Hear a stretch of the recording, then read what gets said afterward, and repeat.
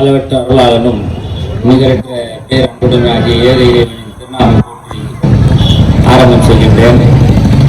ஐக்கிய முஸ்லிம் முன்னேற்ற கழகம் மதுரை மாவட்டத்தின் சார்பாக நடைபெற்று கொண்டிருக்கின்ற இந்த கூட்டத்திற்கு வருகை தந்திருக்கின்ற அனைத்து தலைவர்களும், சத்திய பாதையினுடைய லட்சிய தோழர்களும், எங்களை பெற்றெடுத்த தாய்மார்கள், பல்வேறு சமயங்களை சார்ந்த நண்பர்கள், வியாபார சொந்தங்கள், பல்வேறு கட்சிகளை சார்ந்த எங்களுடைய தொப்புள்குடி உறவுகள், நம் அத்தனை பேர் மீதும் ஏக இறைவனின் சாந்தியும் சமாதானம் உண்டாவதாக. அஸ்ஸலாமு அலைக்கும் ரஹ்மத்துல்லாஹி வ பரகாத்துஹு.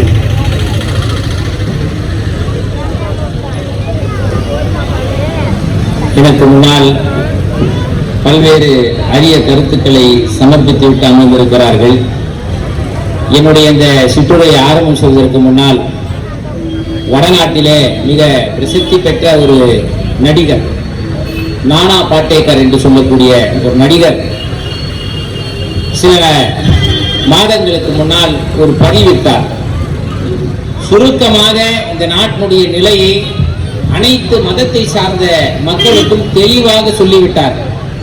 அவர் சொல்கிறார், இந்திய மக்கள் கசாப்பு கடையில் இருக்கும் கோழியை போன்றவர்கள். மற்ற கோழிகள் அறுக்கப்படுகின்ற பொழுது அதை பற்றி கவலைப்படாமல் கசாப்பு கடைக்காரன் கொடுக்கும் தீவனத்தை சந்தோஷமாக தின்று கொண்டிருக்கும்.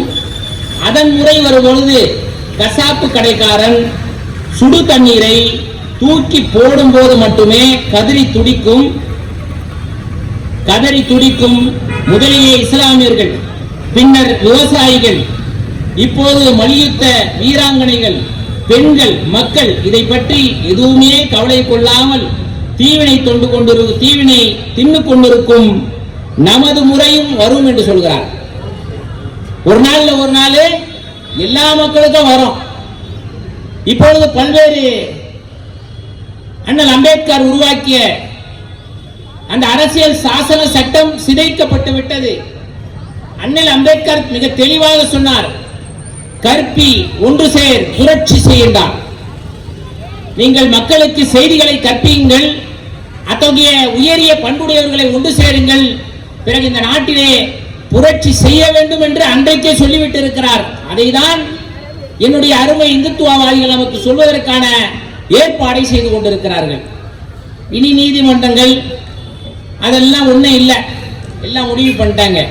கடைசி காலத்தில் நான் ஆளுநர் ஆகணும், எம்பி ஆகணும் என்ற ஒரு முடிவுக்கு வந்து விட்டார்கள். நாமும் அதுதான் சொல்றோம். ஒண்ணு இந்துத்துவான்னு சொன்னல, இந்து ராசான்னு அறிவிச்சிரு, முடிஞ்சிடல. இந்து ராசான்னு அறிவிச்சுட்டா நம்ம பாட்டு பள்ளிவாசல தூங்கிட்டே இருக்கலாம். ஏன்னா கோவில்கள்ல யாரையும் இந்துக்களையும் சேர்க்க மாட்டான் பாதி பேரை. எனக்கு கவலை என்னன்னாக்கா, நீங்க பள்ளிவாசல் எல்லாம் இடிச்சுக்கிட்டே இருந்தீங்கன்னாக்கா எப்போது வெள்ளங்கள்ல வந்தா எங்க போய் தஞ்சம் போவீங்க? பள்ளிவாசல்கள் தானே உங்களுக்கு திறந்து விடப்படுகிறது. அதை ஒவ்வொன்றாக அவர்கள் இடிப்பதற்கு முடிவு செய்து கொண்டிருக்கிறார்கள்.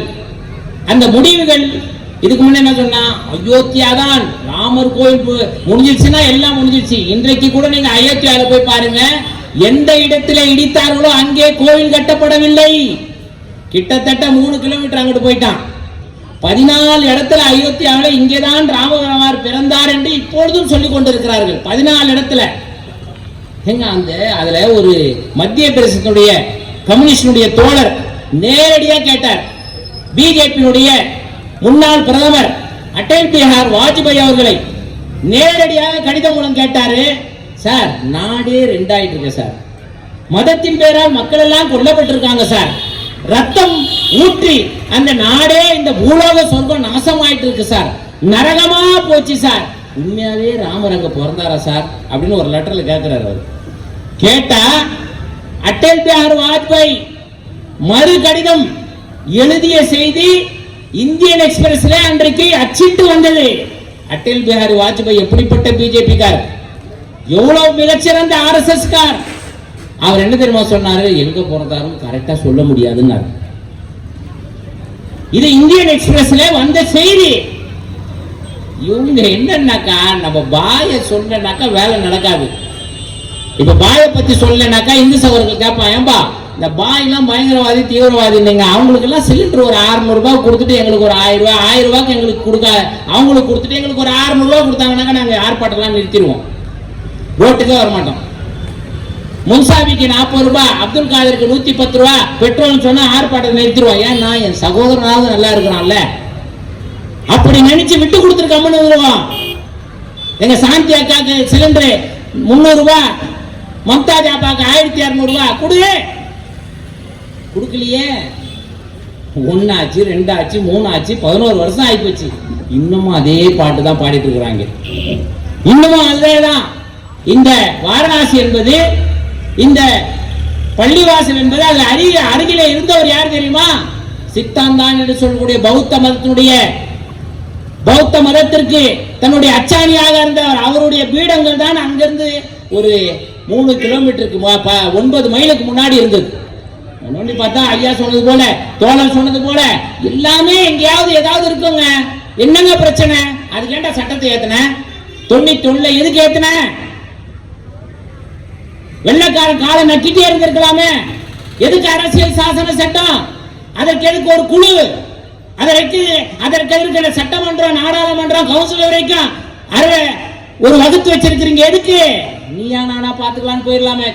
கற்கால மனிதர்களாக நாம் ஆய்விடலாமே.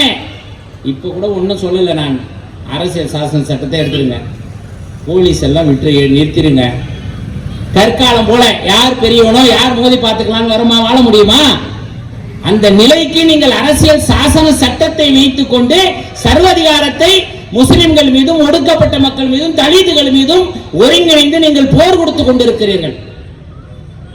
ஒரு பள்ளிவாசலை விட்டா ஒரு பள்ளிவாசல். ஏங்க அடுத்த வீட்டில் நம்ம ஒரு நாள் தூங்கணும்னாலும் தூக்கம் வராதுங்க. ஒரு கடவுளை கொண்டு போய் பாய் பள்ளியை வைக்கிறீங்களே, அவர் பேச மாட்டான்ற ஒரே தைரியம் தானே உங்களுக்கு? எங்க போனாலும் பள்ளிவாசல்ல தான்.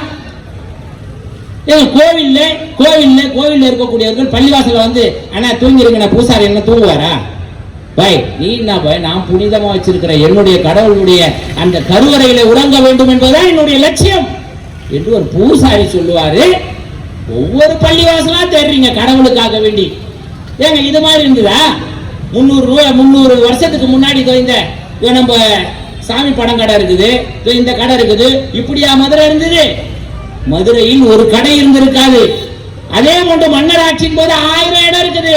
எதுக்கு ஒரு கோயிலை ஒடித்து விட்டு பள்ளிவாசல் கட்டுறது? நான் கேட்கிறேன். 1000 ஏக்கர் இடம் இருக்குங்க. பிச்சைக்காரனா மன்னர்கள்லாம்? இன்னைக்கு ராஜராஜ சோழனுடைய கோயில் இருக்கிறதே, அவருடைய அரண்மனை இல்லை. ஆனால் ராஜராஜனுடைய சோழனுடைய கம்பீரமான கோயில் இருக்கிறதே, அது முகலாயர்கள் பார்க்காத கோயிலா? முகலாயர்கள் பார்க்கலையா அந்த கோயில? அதனுடைய தொழில்நுட்பத்தை வியந்து பார்த்தார்கள், அதனுடைய கலைநயத்தை ரசித்தார்கள். ஆகவே இது இந்து மதத்துடைய ஒரு வழிபாட்டு தலம், அதை அலங்கரிக்க வேண்டும் என்று அதை பாதுகாத்தவர்கள் யார்? நீங்களா எங்க இருந்தீங்க? அப்ப எங்க இருந்தீங்கன்னு கேட்கிற. ராஜராஜ சோழன் காலத்துல நீங்களா எங்க இருந்தீங்க? நீங்க இஸ்ரேல்ல இருந்தீங்க, ஆடு மாடு மேய்ச்சிக்கிட்டு. இதுல நம்ம நிறைய சகோதரர்கள் கொதிச்சு போய் RSS சேர்றான், பிஜேபியில சேர்றான். இப்ப அவன் பாட்டி எல்லாம் ரவிக்க போடக்கூடாதுன்னு சொன்னான். அவன் யோசிச்சு கேப்பா, நாங்க அப்ப அவங்களை அரவணைச்சனால்தான் எங்களை சாயிப்புன்னு சொன்னான். நீங்க வரலாற்றை படியுங்கள். இந்த நாட்டுல மிக முக்கியமான விஷயம் தெரியுமா? வரலாறு தெரியாத சன்னியாசிகள் நாட்டை ஆண்டால் நாடு எப்படி இருக்கும்? இப்ப உத்தரப்பிரதேசத்தை நீங்க பாத்துக்கலாம். அந்த சன்னியாசி ஆளுகின்ற காரணத்தினால்தான் வரலாறு தெரியாது. குடும்ப காட்சி இல்ல, அக்கா தங்கச்சி இல்ல, இருந்தாலும் பிரதமர் என்ன வேணான்ட்டாரு. அப்ப இவங்கள்ட்ட எப்படி இரக்கத்தை நீங்கள் காண முடியும் அன்பு சகோதரர்களே? இப்ப இவங்க ஒரு முடிவுக்கு வந்து விட்டார்கள். டிராபிக் இல்லாத பாத்துங்கன்னா, அப்ப ஒரு முடிவுக்கு வந்து விட்டார்கள். நம்ம ஒரே வார்த்தை தான் கேட்கணும், அரசியல் சாசன சட்டத்தை நீ நிலைநாட்டுறியா இல்லையா? இல்லைன்னா டிக்ளேர் பண்ணு. கேஸ் கிடையாது, எஃப்ஐஆர் கிடையாது, சார்ஜ் ஷீட் கிடையாது, கோர்ட்டு போக வேணாம். நீ சொல்லு, நாங்க பாதுகாத்துக்கிறோம் எங்களுடைய பள்ளிய. எங்க பள்ளியை எங்களுக்கு பாதுகாக்க தெரியாதா? நாங்க உயிருக்கு அஞ்சு மூட்டுப்பூச்சிக்கு போய் வீட்டை கொளுத்திக்குவோமா? மூட்டுப்பூச்சிக்கு பயந்து எவனாவது வீட்டை கொளுத்து கொள்வானா? மூட்டு பூச்சி அடிக்கிறதுக்கு யாருக்கு தெரியாதா? நாங்கள் அரசியல் சாசனத்தை மதிக்கிறோம். இந்த நாரே தக்பீர் அல்லாஹ் அக்பர் இந்த வார்த்தைக்கு என்ன? ட்ரம்ப் ஒரு நாள் உருண்டு ஓடினார் பாத்தீங்களா? நான் தான் ஊருக்கெல்லாம் ரவுடின்னா, என்ன தவிர யாரை எங்க ஊர் அப்படியே பக்காவா நாங்க பாதுகாத்துக்கோம். நான் இஸ்ரேல் மண்டி இடுறான், கெஞ்சுறான், அழுகுறான், கதறான். ஒரே வார்த்தை தான், ஹஸ்புன் அல்லாஹு வ நிஅமல் வக்கீல், அல்லாஹு அக்பர். இந்த ரெண்டே வார்த்தை தான். இது எங்களுடைய பள்ளி வாயில்கள்ல முழங்கினா, அன்பு சகோதரர்களே, சகோதரர்களாக சகோதரிகளாக உறவுகளாக நாங்கள் வாழ்ந்து கொண்டிருக்கிறோம். ஒரு 3% பேர் தான் கண்ணில் வரல விட்டாட்டான். 3% தான். அவன் என் இந்து சகோதரனே கோவிலுக்கு சேர்க்க மாட்டான். போ சட்டப்போ போ நீ தீட்டுங்குவான். அது வேணாங்க. நாங்க இப்ப இந்திராசான் அறிவிச்சுட்டாங்கன்னு வச்சுங்களேன், நாங்க எல்லாம் கம்முன்னு வந்துரும். இப்ப பாத்தீங்களா, பொது சிவில் சட்டம் வருகிற போது முஸ்லிம்களை நாங்கள் ஒடுக்க போறோம். பொது சிவில் சட்டம் வந்தவனையே மாமா பொண்ணை கட்டக்கூடாதுங்கிறான். முடிஞ்சிச்சா? எங்களுக்கு ஒன்றும் பிரச்சனை இல்லை. இப்போ கொதிக்கிறாங்க. அதை தான் சொல்லிட்டு இருந்தேன். நிறைய வரலாறு இருக்குதா, வரலாறு தெரியாத சனியாச்சி, அவன் சொல்றதெல்லாம் கேட்காத. கேட்டேன்னா வீடு 2000. மாமா பொண்ணை கட்டக்கூடாதான். மாமா பொண்ணுக்காக தான் வாழ்ந்து கொண்டு இருக்கிறான் சில சகோதரன். அவன் சின்ன வயசுல இருந்து பாக்குறேன் நானு. என் மாமா பொண்ணு வயசுக்கு வந்துட்டா இவன் காசை கடனை வாங்கியாவது ஓலை பாலை எல்லாத்தையும் கொண்டு போவானா இல்லையா? இப்ப சொல்லிட்டா பொது சிவில் சட்டம், மாமா பொண்ணு கட்டக்கூடாதான். போங்க மோடி சார்ட்ட சொல்லுங்க, ஏண்டா நீ தான் கட்டல நாங்களாம் கட்டக்கூடாதான்னு கேளுங்க. போங்க போங்க. இப்படிதான் நிலவை மாறிக்கொண்டிருக்கும் அன்பு சகோதரர்களே.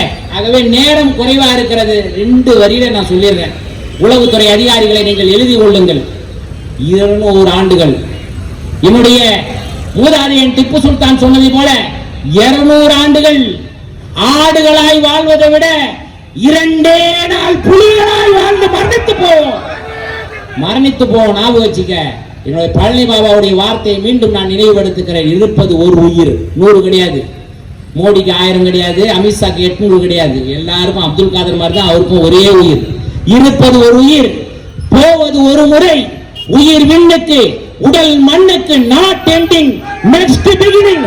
அடுத்த ஆரம்பம். மரணத்தை நோக்கி பயணிப்பவர்கள் நாங்கள்.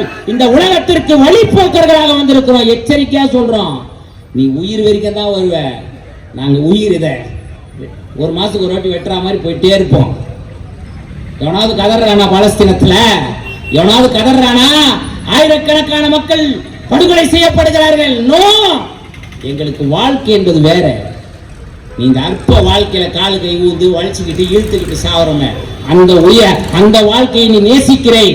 நாங்கள் நிரந்தரமாக பூயங்கள் இருக்கக்கூடிய ஒரு ஜன்னத்தை நாங்கள் நேசிக்கிறோம். எங்க கிட்ட மோதி எவனும் உலகத்தில் ஜெயிக்க முடியாது. நாங்க முடிவு பண்ணிட்டா, நாங்க முடிவு பண்ணல இந்தியாவில் இன்னும். எங்களுடைய பள்ளி வாயில்களை தடுக்கின்ற திராணி வெள்ளை எனக்கு கிடையாது. கோவில்களை அவன் தடுத்தான், பேச விடவில்லை. சர்ச்சுகளை மூடினான், ஆனால் எங்களுடைய பள்ளிகளை அவனால் மூட முடியவில்லை. எங்களுடைய ஜும்மா மேடைகள் யா அய்யுஹல்லதீன ஆமனு வ அன்ஃபுஸிக்கும் வ அம்வாலுக்கும் வ அன்ஃபுஸிக்கும் ஃபீ ஸபீலில்லாஹ் என்று சொன்னா போதும், முடிஞ்சிருச்சு கதை. உளவுத்துறை அதிகாரிகளை அதை மொழிபெயர்த்து நீங்க பாத்துங்க, நான் சொல்ல மாட்டேன். அது குர்ஆனுடைய ஒரு வசனம்.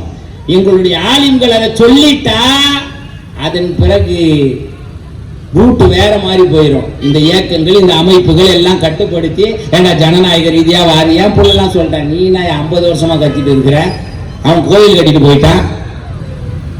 எங்களுடைய இளைஞர்களை நாங்க போயிட்ட பிறகு யாரும் தடுக்க முடியாத நண்பர்களே. நாங்கள் தடுத்து பண்படுத்தி இந்த நாட்டிற்காக வாழ்ந்தோம். ஒரு முஸ்லிம் சொல்லுங்க, ஒரு முஸ்லிம் இந்தியா பாகிஸ்தான் பிரியும் போது மூட்டை முடிச்சு எல்லாம் தூக்கிட்டு ஓடினாரா?